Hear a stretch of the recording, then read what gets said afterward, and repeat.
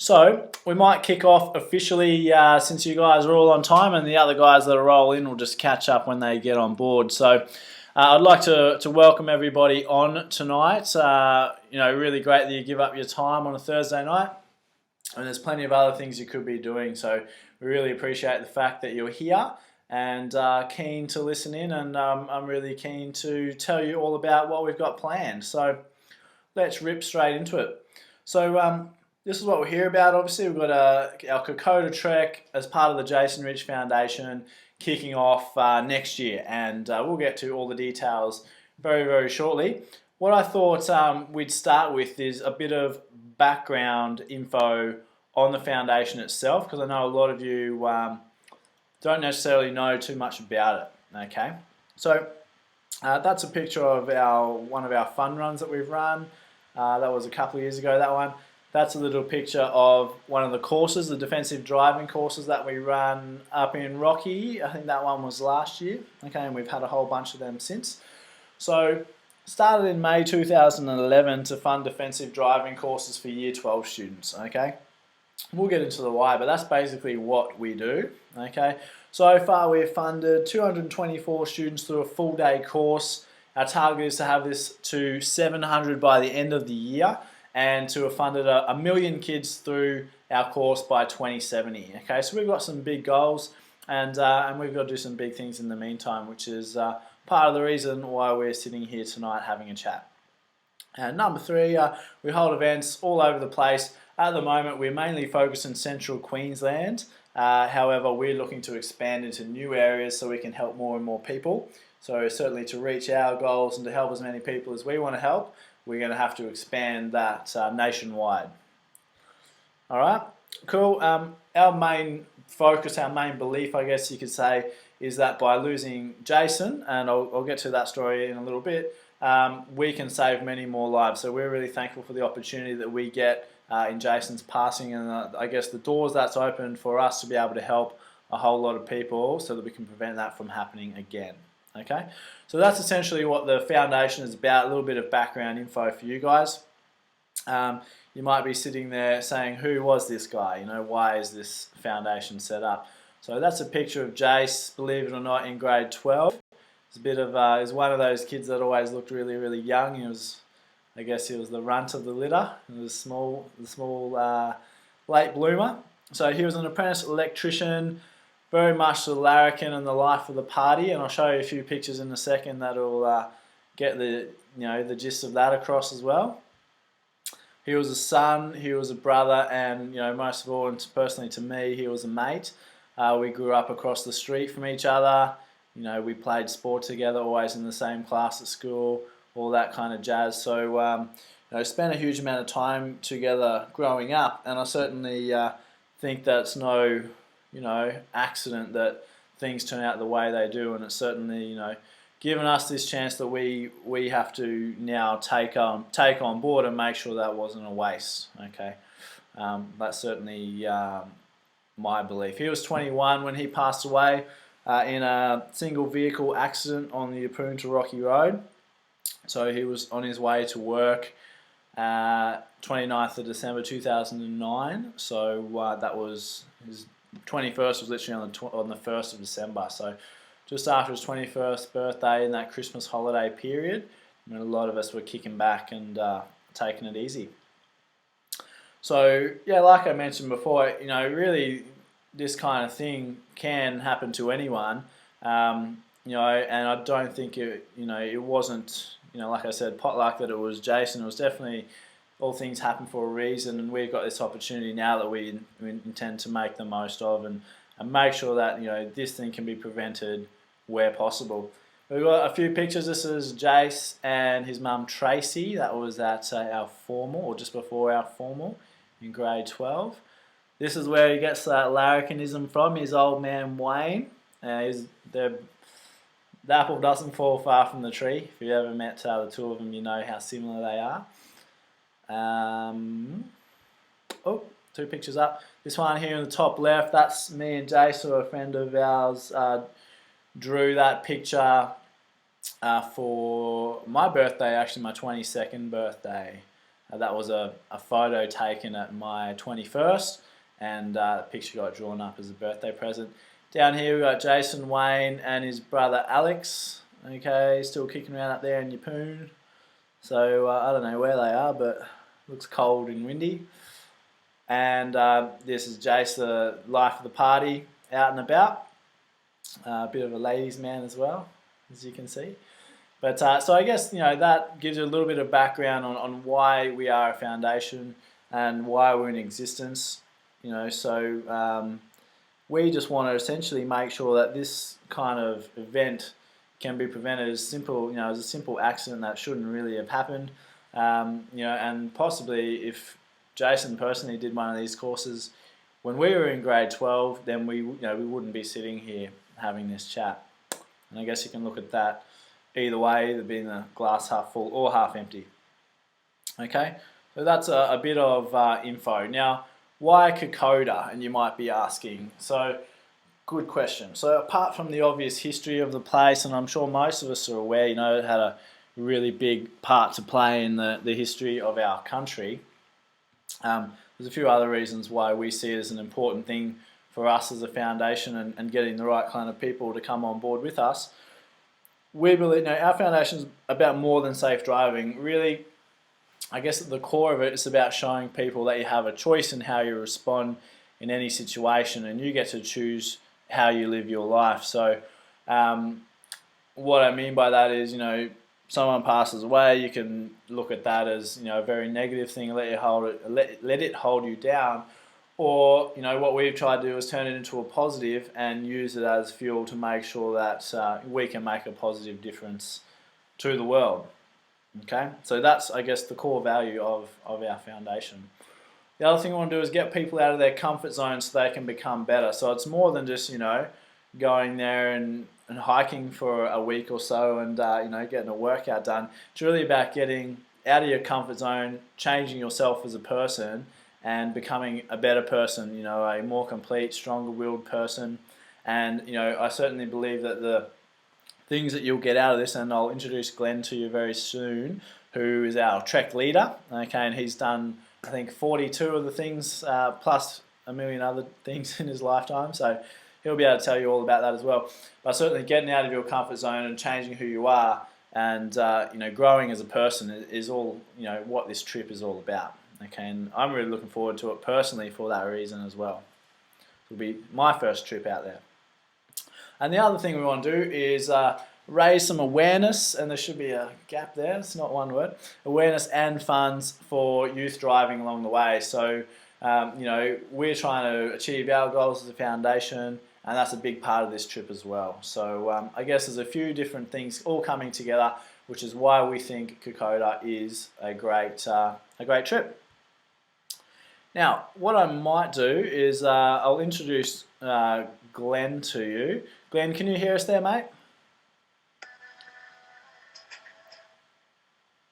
Can you hear us, Glenn?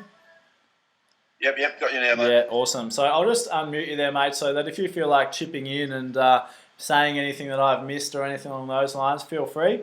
So for everyone listening, Glenn will be our Trek leader, organising the whole thing, and his company is the best at doing these trips, and they've done a squillion of them before, and very professional, and we're in great hands with these guys in charge. So thanks for coming along tonight, Glenn, and like I said, feel free to jump in as I'm chatting away here. Cheers, thanks, Jack. So the next bit's about who we're looking for. So obviously this kind of thing is not going to suit everybody, all right? There's certain type of person that this is going to be well suited for, and then other types of people that might not be well suited for. So you're going to need to be highly motivated for a challenge, okay, and willing to grow and change yourself as a person, like we were talking before. So I mean, if you just want something to do for fun, then this is probably not it. It's going to be quite hard work. You need to be passionate about the cause, because there's going to be an aspect of it that will be to do with raising awareness, like I said, and some funds for the foundation so that we can continue our work. You'll need to be committed to doing the training beforehand. I know all the people on the line, most of you guys actually train with us, so that shouldn't be a problem. But, for those people listening at home, you're going to have to do some work, and depending on your current condition, that will obviously depend, but we can have a chat about that. And you need to be someone we can count on. So if we're going to be out in the jungle with you for, 8 days of hiking, we need to make sure that you're the kind of person that we can depend on to keep going when things get a little bit hard. And someone who's prepared to go over and above what's asked. So, we don't want anyone scraping through with the bare minimum of training or always being hard work to get organised, that kind of thing. We want someone who's willing to get in, have a crack, and make the most of it. Okay? Cool. Alrighty. Get my clicker. Oh, I think I missed something there. Let me go back. Cool. Now, Catherine is on the line, and sorry to put you on the spot, Catherine, but I'll unmute you. Now, Catherine's done a Kokoda Trek actually with Glenn in the past, and personally, got a lot out of it, and she said that she'd be happy to say a couple of words. And really, Catherine, if you can just let us know, I think what you got out of the call, the trek itself, and how you think you benefited, and what you think other people might get out of the trek if they want to stick their hand up and have a go. Are you there? Can you hear us? Yep. Can you hear me? Perfect, I can. Yep. So okay. The mic's all yours if you want to tell us a bit about your experience. Okay.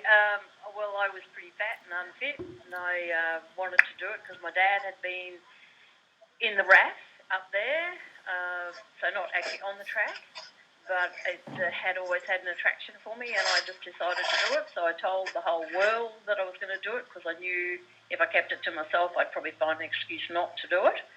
So I told everybody, even the shopkeepers, that I was going to do it. Nice. So I had a lot of doubters, but that was fine. That pushed me on. So I went to the gym all the time. Did the 10 weeks of training leading up to it, and never done so many step-ups in all my life and so many squats. But when I got there, I was so glad I'd done every single one of those training sessions 3 times a week for the 10 weeks. And it was the most unbelievable experience of my life. It was the hardest experience of my life, I would think, physically and mentally, but so rewarding. And to this day, Kokoda can still bring a tear to my eye.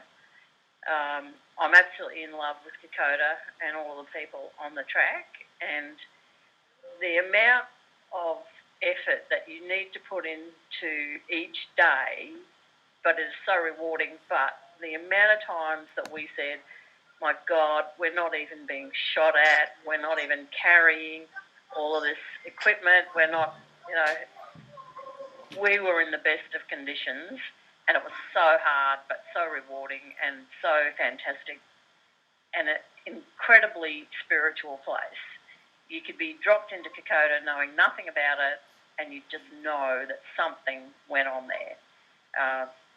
One of the guys on the trek wrote a poem called I Thought I Saw a Soldier, and we all saw our own soldiers somewhere along the track. It was brilliant. Yeah. So I guess that's it. Yeah, that's awesome. Thanks for sharing, and just hearing you talk about it, and I've heard you talk about it a few times, and it's, every time I hear you talk about it, it makes me just want to get there even more, and I want the whole thing to hurry up and be June 2014 already. So, just one extra thing. That yep. photo that you showed just before of the guys in the mud, yeah. I've met the old gentleman on the second from the right really? in that photo, and it was so wonderful to be able to say to him, thank you. And I also wrote a letter to a gentleman named Stan Bissett, who died a year ago, and thanked him for what he did for us at Kokoda. And it was just brilliant to get a letter back from him. So, yeah, it was fantastic. Wow, that's awesome. It's amazing. I literally just Googled that photo, so it's funny, yeah. That's awesome. Glenn, have you got anything to add to that about, the trip itself and what people can expect to get out of it personally? But to be honest, after listening to Kath, and obviously I took Kath on the track and we're good friends now, it makes me want to go back. And I've done 42 of them. I'm heading back next week for 43. Yeah. So, look, I think she touched it on the head. I do this for a living. I spent 17 years as a soldier, so I'm very passionate about the military history. I think people go there for one of two reasons normally. They want a physical challenge, or they want to go there and learn about the military history. When they go with me, they'll get both of those. The physical challenge will come no matter who you are, and the spiritual side of it and the military history is just second to nothing that Australia has to talk about, so close to our doorstep. So I think she really hit it on the head with what she said from a person's point of view who has only ever got to do it once. Yeah, wow. That's awesome. Thanks, guys, for sharing as well. So we'll shoot straight along. So what will be required? You'll need to be available from June 14 to the 22nd. That's next year. So we're giving it plenty of time because we understand that, you know, some people, you're going to have to make things happen and move things around and also get themselves in shape, ready to go. Number two is there's going to be a fundraising element to it. It's not a huge effort from your part, although it will require some. So all that we ask is that you help us raise $2,000, okay, with our help. So we've got a list of literally 20 different methods of raising money, and all very, very simple, through from selling raffle tickets to raffles that we've organised, to doing little things at your workplace, through to bigger things that we tend to run a little bit more of, like golf days and fun runs and things like that. Okay, so if you average that out per week, it's less than $40. So if you sold 20 raffle tickets a week for $2 each, you'd have that well and truly by the time the trek came around. Okay, so it's not huge, but that is, I guess, the element of raising awareness, because A, you're going to be telling people what it's for, okay, and B, obviously the funds that we need to keep doing what we do, okay. The other thing is I've just forgotten what I was about to say, but that's okay, I'll come back to that. Now, depending on your current physical activity or your current physical condition, you're going to need up to 12 months to get ready, but like Catherine said, if you're willing to have a crack and get into it, really 3 months of solid specific training, so that'll mean, you know, like hiking up hills, doing specific exercises in the gym, etc. We will help you out with that. So Glenn's got a strong fitness background as well. He's got his own fitness business, and that's my industry as well. So you're in good hands in that department. Okay, yeah, pretty simple. That's what we require. Okay, so what we will supply, you'll get a leader and a medic. Okay, very, very important. Number two, you'll get local guides and porters. Number three, all international airfares and any travel in PNG that we need. So you just have to get yourself to Brisbane, basically. You get a full-size trek pack, porter pack for your equipment. You get a camelback, which is basically allows you to drink water while you're walking, like a backpack filled with water, essentially.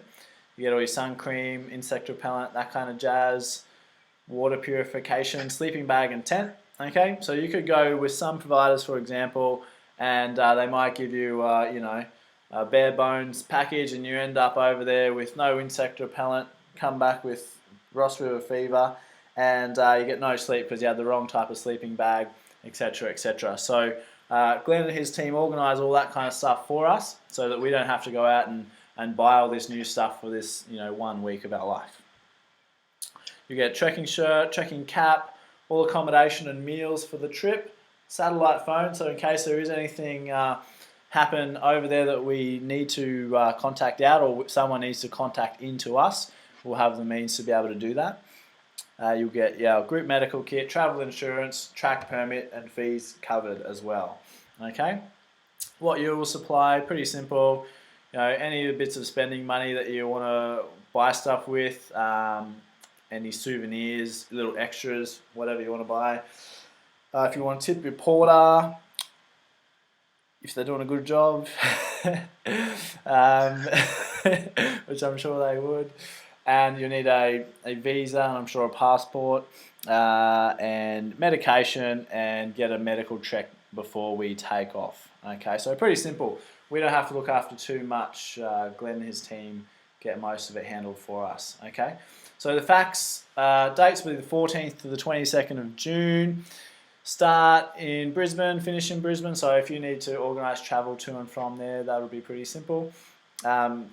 Stay, we'll have 2 nights, which will be, I believe, 1 night at the start, 1 night at the end in a hotel. And then while we're out on the track, unfortunately, there's no hotels out there, I'm told. So we'll have to survive in the tents. All your meals will be provided. Our group will probably, be somewhere between 15 and 20, depending on our uptake. But we'll see how we go. And usually this would cost you in excess of $5,750. Okay, but lucky you, as part of our crew, we get to get at a little bit of a better rate, simply because I'll be the second person, so we're paying one less person to be a trek leader, I guess you could say. So it'll be Glenn and myself taking the reins. I'll be walking in his tracks, no doubt. So the highlights of the trip: you get to walk Kokoda, obviously smash it out, be part of a special event, and I think the biggest part of it for most of you guys will be that the personal growth, the experience, like Catherine mentioned. You're going to be fully guided by the best in the business, which is Glenn.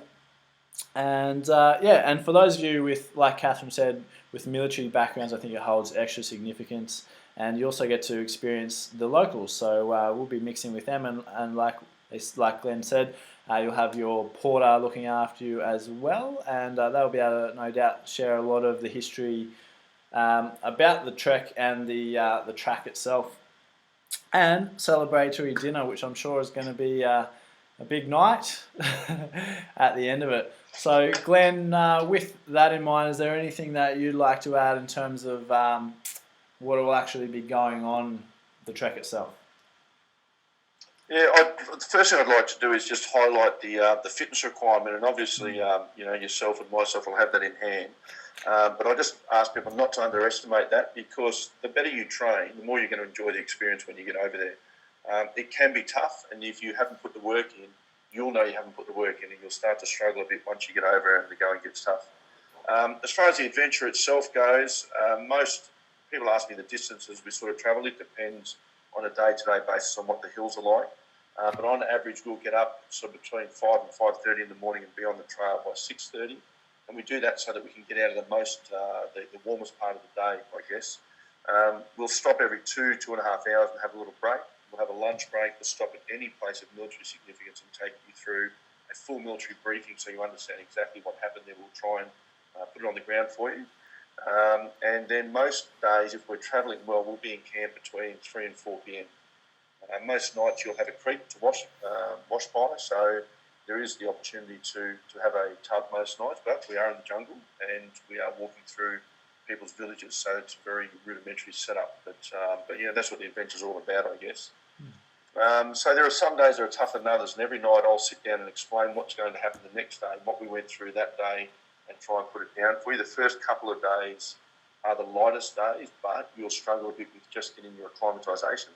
And once you get used to the trek itself, and you'll sort of get into day 3 and day 4, and you know that, hey, there's nothing I haven't seen as far as hills go, I can't handle this, and it all starts to flow just a little bit better.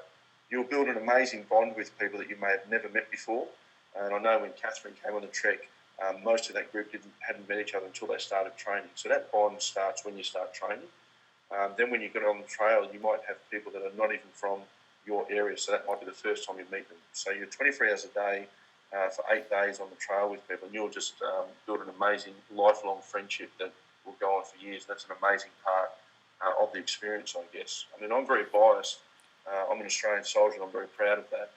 And to go over there and walk in the footsteps of some of the most amazing Australian soldiers that have ever walked the earth is quite phenomenal for me, and I love passing that on to people. And I've never had anyone that hasn't enjoyed that experience, even if they weren't into military history when they started. They're just blown away by what these young guys did. When we get to the end, we'll take you to the Bamana War Cemetery. There's 3,700 Australians buried there. 25% of them are unknown, so they know they're Australians, but they don't know their names. But you can walk around and look at these gravestones of 18, 19, 20-year-old kids that gave their lives for our country, and it's a very, very humbling experience. And even as I talk about it now, and I've done this so many times, I still get goosebumps. So all in all, it's just an amazing lifelong experience that I think you'll look back on forever and you'll grow from.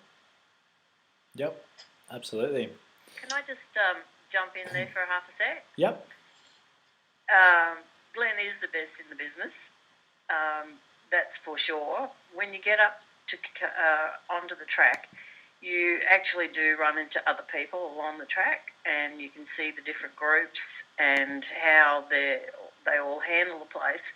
And I can tell you, it really, truly is one of those situations where you get what you pay for. If you go on the cheap, you'll get something on the cheap.